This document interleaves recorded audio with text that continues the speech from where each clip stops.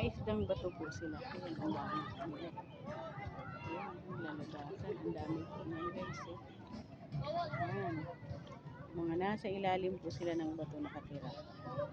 Ayan, ang dami.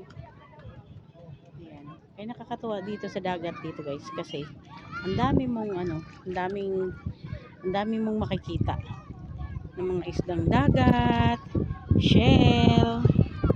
Ayan, tapos ito pa guys, so ayan, yan yung matinik.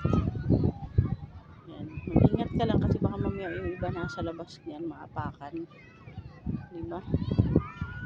Ayan, ang laki. Ayan, tapos ang dami namin nakuha ng mga shell. Iihaw lang namin.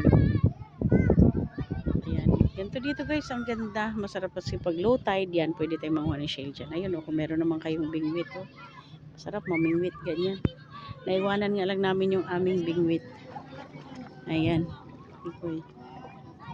Ayan, nilapitan ka ng isda. Ayan, lumapit ka dito. Kakainin nila yung naglinis ka kasi dyan. Ayan, ang dami oh. Ang dami guys. Tapos guys, kung makalublog lang tayo sana doon, nandun si Nemo. Sa dagat, nandun po si Nemo.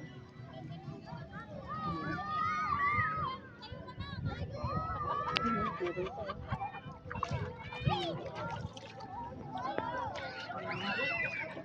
Nakatuwa dito, kaya kahit dito kami magpaulit-ulit, magbalik-balik dito talaga kami lagi gawa sa magandang tubig. Ayun oh, kinain na nila yung buko. Dami.